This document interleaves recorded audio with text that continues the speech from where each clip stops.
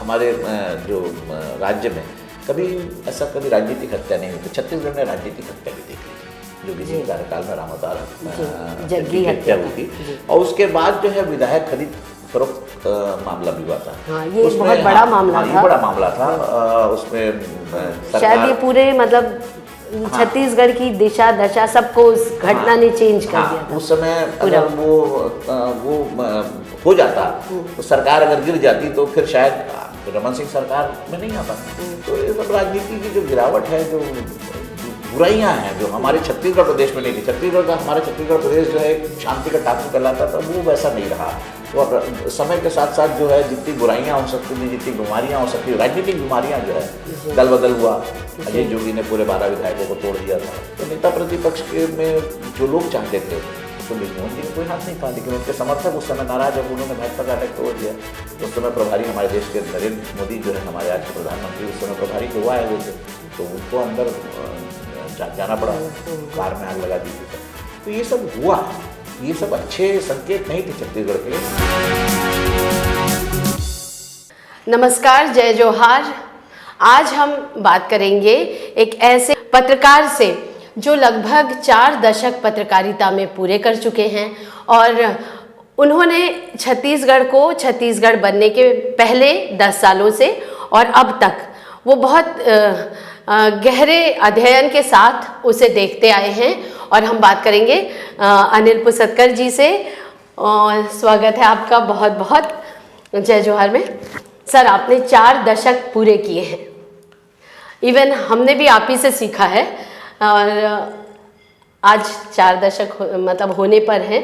आप क्या कहना चाहेंगे उस पहले की, जब छत्तीसगढ़ नहीं था, और आज?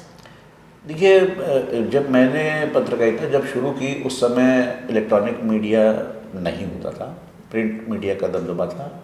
प्रिंट मीडिया ही होता था, दूरदर्शन जरूर था, आकाशवाणी था, लेकिन तब और अब की पत्रकारिता में बहुत बदलाव आया है। अब जो है लोगों को तत्काल खबर चाहिए होती है, तो इलेक्ट्रॉनिक मीडिया जो हावी होता चला जा रहा है। दूसरी एक बहुत महत्वपूर्ण बात जो ये है कि हम लोगों के दौर में संपादकीय पक्ष जो होता था अखबार का, वो प्रबंधन से हावी होता था, मजबूत होता था। अगर संपादक कह दे कि मुझे ये विज्ञापन नहीं चाहिए फ्रंट पेज पे, तो वो विज्ञापन हट जाता था।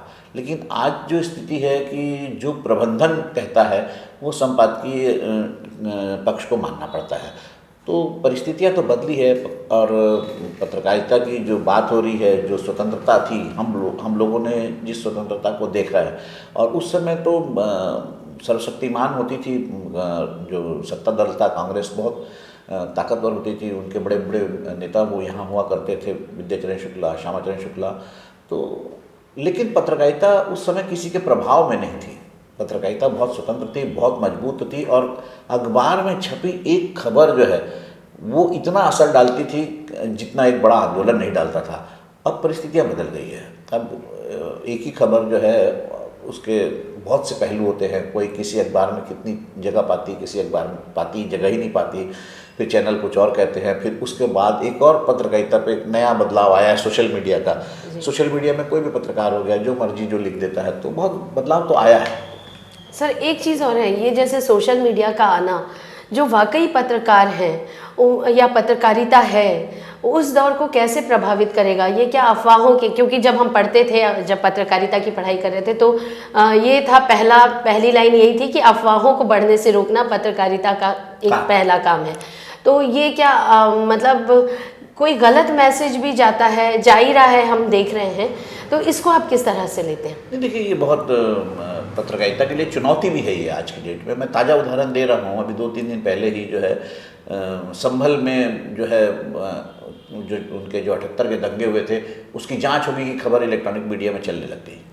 सब अपने अपने उस पर डिबेट भी होने लग गए, लेकिन बाद में पता चला कि वो खबर झूठी थी। वो किसी एक सोशल मीडिया से, किसी एक सोशल प्लेटफॉर्म से किसी ने देखकर किसी इलेक्ट्रॉनिक मीडिया ने उठाई। उसके बाद देखा देखी सब लोग उस दौड़ पड़े उसकी पुष्टि होने के पहले। फिर बाद में जब एसपी ने खुद खंडन किया, तो फिर आप खेद भी प्रकट नहीं कर रहे हो। तो ये एक बड़ा एक खतरा हो गया है जो सच्ची खबरों के लिए, क्योंकि जिस तेज़ी से फिर एक बहुत महत्वपूर्ण बात यह है कि जो सोशल मीडिया, जो जो सोशल वेब पोर्टल्स बन रहे हैं, जो उसमें स्टाफ होता नहीं है, एक ही आदमी जो है वो उसको चलाता है। तो वो अक्सर जो है वो स्पॉट रिपोर्टिंग की जो बात होती है, जहाँ सच्चाई तथ्य सामने आते हैं, वो आज के दौर में ख़त्म हो गया स्पॉट रिपोर्टिंग। वो दूसरे वेब पोर्टल को देख लेता है, दूसरे मीडिया को देख लेता है या इलेक्ट्रॉनिक मीडिया को देख लेता है, और बिना जाने बिना पुष्टि के उस खबर को डाल देता है और वो सर्कुलेट होते चली जाती है, वायरल हो जाती है। उसके बाद समझ में आता है कि खबर झूठी थी। तो ये एक बड़ा खतरा तो है। तकनीक के हमेशा सदुपयोग होने की ज़्यादा जगह जो है हमने दुरुपयोग किया है, और वैसा ही सोशल मीडिया का हो रहा है। जी। यानी कि मान के चलें कि ज़्यादा रिलायबल अब भी पत्रिकाएं, प्रिंट मीडिया है, और जो रजिस्टर्ड चैनल्स हैं वो आप कह सकते हैं।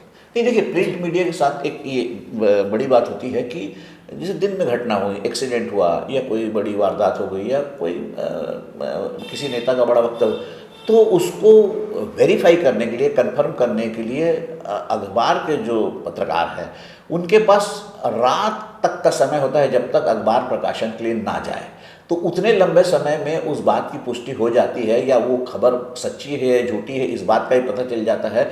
लेकिन इलेक्ट्रॉनिक मीडिया में जो अंधी दौड़ है, सबसे पहले, सबसे तेज, सबसे आगे, सबसे चौंका देने वाली बात, और ब्रेकिंग, बिग ब्रेकिंग, उसमें जो है भागा दौड़ जो है, उसमें जो अंधी दौड़ है, उसमें कहीं ना कहीं चूक होती है, और फिर बाद में फिर वो उसका खामियाजा तो भुगतना ही पड़ता है। जी सर, आपने छत्तीसगढ़ बनने के पहले आपने उसकी संस्कृति को देखा है, उसे बनते हुए, जवान होते हुए आप देख रहे हैं उसे, तो आप उस समय से अभी तक क्या कहेंगे संस्कृति के बारे में, कि छत्तीसगढ़ कैसे बदला है, छत्तीसगढ़ ही कैसे बदली है, और फिर उसके बाद हम आते हैं राजनीति पे।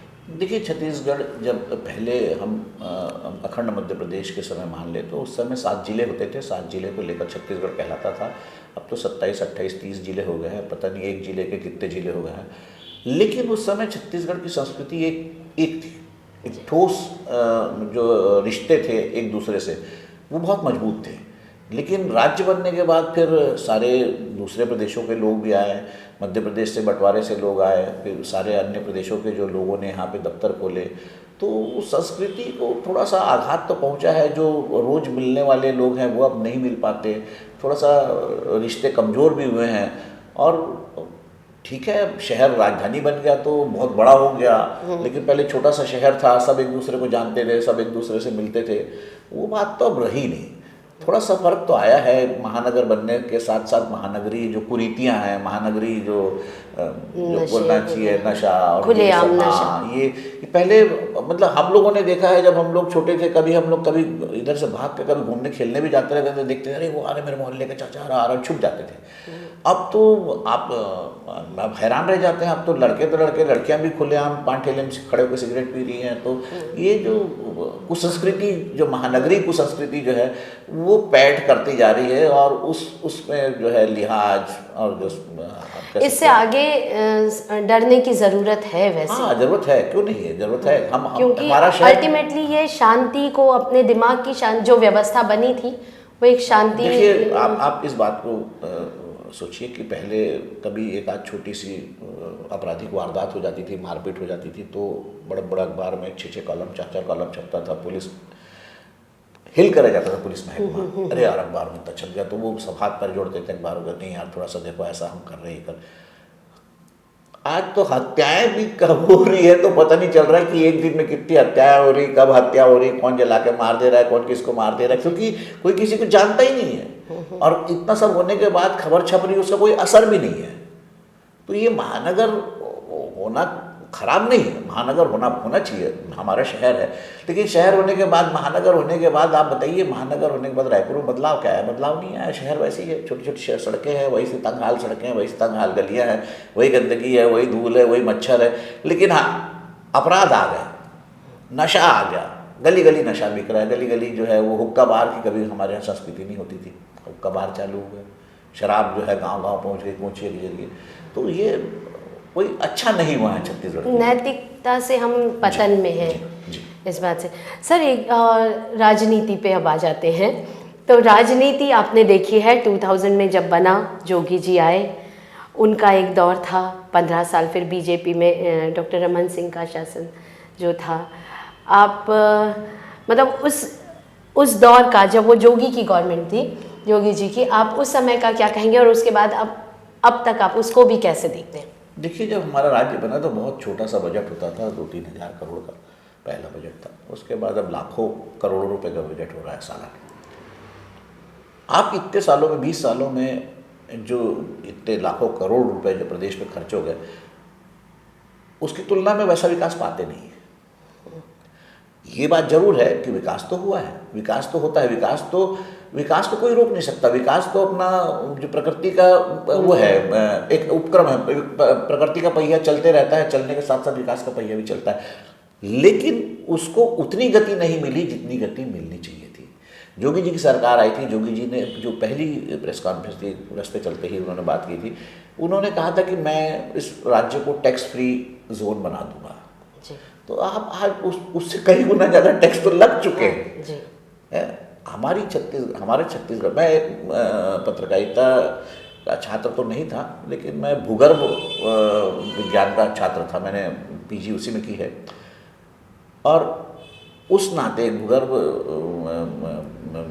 के छात्र होने के नाते मैं कह सकता हूँ कि छत्तीसगढ़ जो है, हमारी धरा जो है, ये रत्न गर्भा वसुंधरा है जी। ये धरती बहुत अमीर है, लेकिन दुर्भाग्य से इस पर रहने वाले लोग बहुत गरीब हैं। मेरे ब्लॉग का भी नाम था अमीर धरती गरीब लोग। मैं ब्लॉग लिखा करता था उस समय, सोशल मीडिया में ये फेसबुक और सब नहीं आया था, लेकिन मैं ब्लॉग लिखता था, उसका नाम अमीर धरती गरीब लोग था।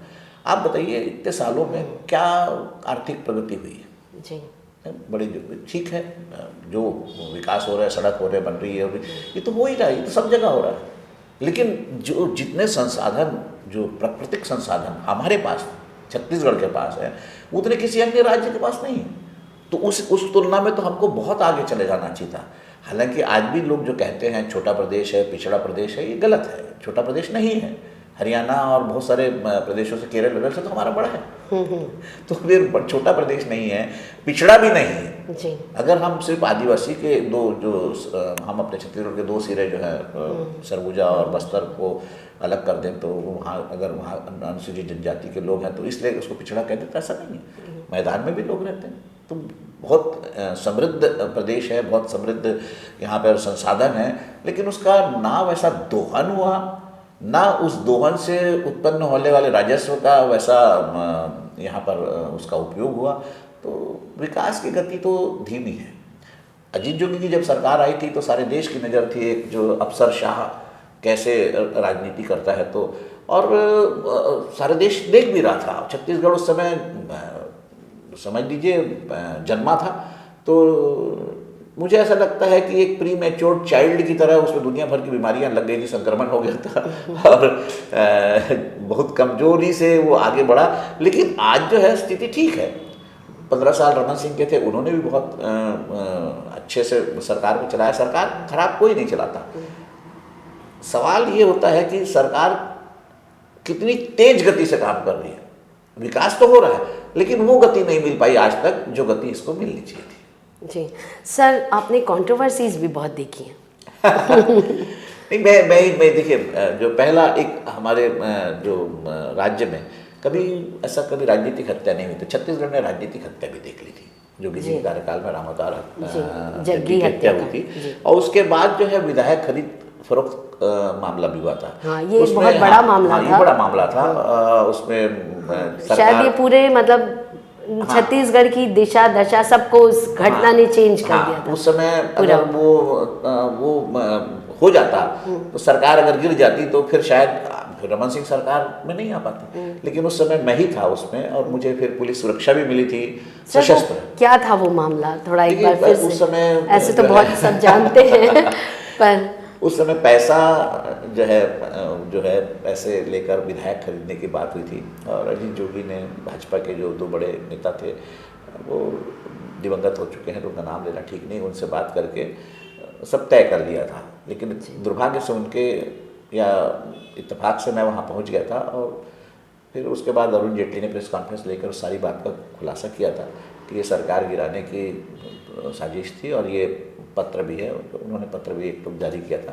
तो फिर उसके बाद तो खैर सरकार तो बनी गई थी क्योंकि भाजपा की सरकार आ चुकी थी, लेकिन जो विधायक खरीदने की बात थी वो फेल हो गई। अगर फेल होने के बाद फिर बीजेपी सरकार में आई और फिर सरकार उन्होंने चलाई अच्छे से। देखिए उसके बाद भी जो ऐसा नहीं है, लगातार जो है मामले हो ही रहे हैं हमारे यहाँ। ये सामने आया था, ये सामने आया, फिर उसके बाद एनकाउंटर होने लगे, फिर उसके पहले जो है अपना दिलीप सिंह जयदेव जी था, उनका एक स्टिंग हो गया था। फिर एक प्रदीप गांधी हैं, सांसद थे राजनांदगांव से, उनका स्टिंग हो गया। तो ये सब राजनीति की जो गिरावट है, जो बुराइयां हैं जो हमारे छत्तीसगढ़ प्रदेश में नहीं थी। हमारे छत्तीसगढ़ प्रदेश जो है शांति का टापू कहलाता था, वो वैसा नहीं रहा। और समय के साथ साथ जो है जितनी बुराइयां हो सकती थी, जितनी बीमारियां हो सकती थी, राजनीतिक बीमारियां जो है, दल बदल हुआ। अजय जोगी ने पूरे 12 विधायकों को तोड़ दिया था भाजपा के। देखिए सत्ता में रहते रहते जो है विपक्ष को तोड़ना ही पहली बार देखने में आया, क्योंकि ऐसा नहीं है कि अब उनको जरूरत नहीं थी, फिर भी उन्होंने भाजपा के 12 विधायक तोड़ दिए थे, जिसमें तरुण चटर्जी से के सारे लोग चले गए थे। तो बहुत कुछ हुआ। और सबसे बड़ी जो कंट्रोवर्सी नहीं, जो बड़ी राजनीतिक घटना थी वो भाजपा कार्यालय में तोड़फोड़ की थी। बृजमोहन अग्रवाल जी को उस समय जो है नेता प्रतिपक्ष नहीं बनाया गया था, नंद कुमार साय को बनाया गया था। तो नेता प्रतिपक्ष के में जो लोग चाहते थे उसमें बृजमोहन जी का कोई हाथ नहीं था, लेकिन उनके समर्थक उस समय नाराज होकर उन्होंने भाजपा कार्यालय तोड़ दिया। उस समय प्रभारी हमारे देश के नरेंद्र मोदी जो है, हमारे आज के प्रधानमंत्री, उस समय प्रभारी थे, वो आए हुए थे, तो उनको अंदर जाना पड़ा, कार में आग लगा दी थी सब।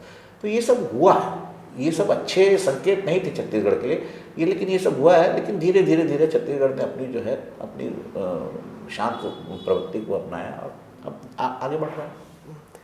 सर, ये आज की जो दौर है, ये पत्रकारिता में पत्रकारों के साथ जो अभी 2 दिन पहले जो कांड हुआ है मुकेश चंद्रकार और जो ठेके, मतलब वो एक सही पत्रकारिता के साथ ये पहले भी घटनाएं होती रही हैं, पहले हुआ है। हाँ। देखिए उमेश राजपूत की हत्या हुई थी गरियाबंद, लेकिन ये बात ये है कि पहले हुआ है तो अब इसमें लगाम लगनी चाहिए। ये सिलसिला चल क्यों रहा है? ये तो आपका सवाल अनुपमा बिल्कुल सही है, जायज़ है।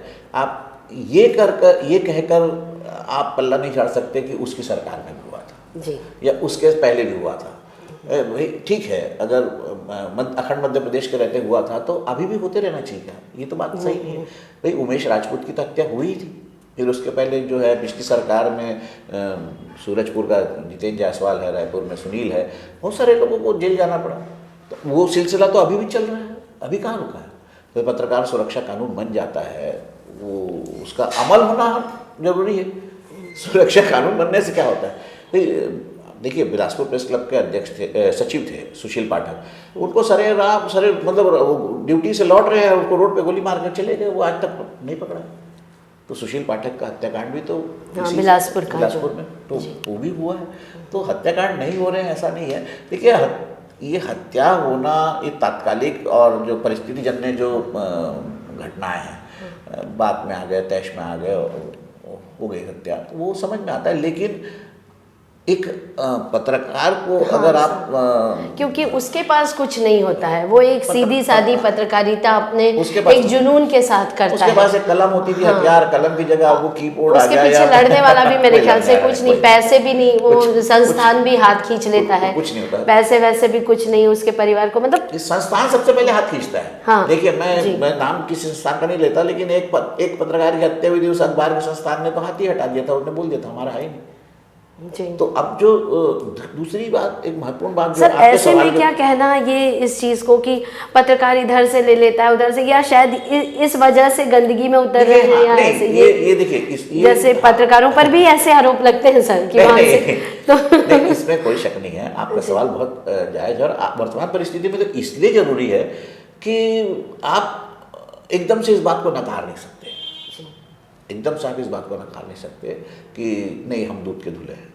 और दूसरी बात, बुराइयां हर पेशे में है, किस पेशे में बुराई नहीं। भाई आखिर पुलिस में खराब लोग हैं, राजनीति में खराब लोग हैं, तो जिस समाज की पुलिस है, जिस समाज की राजनीति है, जिस समाज के शासक है, जिस समाज का शासन प्रशासन है, उसी समाज से तो पत्रकार है।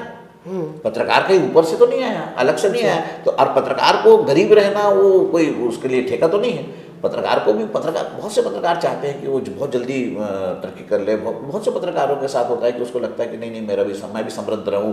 उसको लगता है नहीं वो कार में घूम रहा है, मैं भी कार में घूमूं। तो ऐसे में अगर सब पा लेना चाहते हैं। अगर ऐसे में कुछ पत्रकार अगर खराब निकलते हैं तो उससे पूरी जमात को आप खराब नहीं कह सकते। अगर एक नेता कोई रिश्वत देते पकड़ा जाता है या किसी एक नेता के यहाँ EOW की रेड होती है, ED की रेड होती है, तो आप सारी राजनीति को कलंकित नहीं कर सकते। अगर एक पत्रकार कोई अगर जिसको आप जो भी एक्सटॉर्शन कह लीजिए, जो भी कह लीजिए, या खबर लिखने के बाद धमकी चमकी, बहुत सारे पत्रकार जेल गए हैं। मैं ये नहीं कहता कि सब साफ है, लेकिन इसमें दुर्भाग्य यह है कि इसमें आने से आप किसी को रोक नहीं सकते।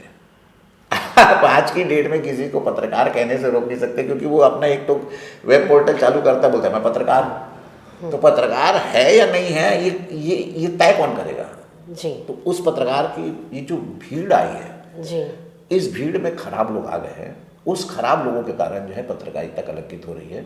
इस पर जो है जो सारे और भी जो वरिष्ठ लोग हैं, मुझसे वरिष्ठ लोग हैं, उनको ध्यान देना पड़ेगा। सरकार को भी ध्यान देना पड़ेगा, स्क्रीनिंग करना पड़ेगा, तब जाकर ये रुकेगा। यानी पत्रकारिता जो थी वो हमेशा से एक मार्ग दिखाती थी लोगों को भी, और उसके तहत जो भी लोगों का एक जनमानस एक तय होता था, है ना। इस तरह की बात आने से थोड़ा मतलब जो रिलायबिलिटी है वो कम होती है पत्रकारों के लिए। बिल्कुल विश्वसनीयता पे संकट आया ही है पत्रकारिता के। एक समय था कि पत्रकार जो कह देता था वो लोगों को लगता था नहीं ये बड़ी बात कह रहा है। बिलासपुर लोग भरोसा भी करते थे। बिलासपुर की वो जेसिका लाल हत्याकांड, ये बहुत कुछ मतलब ये सारी चीजें जो थी उस समय तक का दौर सर बहुत अच्छा था एक तरह से। यानी उस समय हम लोग आए थे पत्रकारिता में तो बड़ा गर्व होता था। आज ऐसा लगता है कि शायद मतलब कुछ वो बिलासपुर का जो है, बिलासपुर प्रेस क्लब के बिना बिलासपुर के जो भी बड़े आंदोलन हुए, चाहे रेल मंडल को लेकर हो, चाहे खंडपीठ को लेकर हो, बिलासपुर प्रेस क्लब के बिना आंदोलन नहीं होता था जी। प्रेस क्लब वहाँ आंदोलन को जो जन आंदोलनों का नेतृत्व करता था। रायपुर में मैं भी जब प्रेस क्लब का अध्यक्ष था तो ये मेघा हराकले मैं खुद अनशन में बैठा था, मैंने खुद आंदोलन किया यहाँ जन आंदोलन। वो दौर अलग था। अब जो है आपका जो कहना है इस पर कोई शक नहीं है, पहले पत्रकार होने बताने में गर्व महसूस होता था। अब थोड़ा सा ऐसा लगता कहीं बता दोगे पत्रकार है तो सावधान हो जाता, आजू बाजू वाला बात करना बंद कर देता, उसको लगता साला कोई बात सुन ना ले। तो एक विश्वसनीयता का संकट तो पत्रकारिता पे है जी, इससे कोई इनकार नहीं कर सकता जी। सर बहुत बहुत धन्यवाद आपका। आज हमारे साथ थे अनिल पुसतकर जी और इन्होंने अपनी पूरी लगभग 4 दशकों की अपनी स्मृतियां थी वो हमारे साथ साझा की। आपका बहुत बहुत धन्यवाद।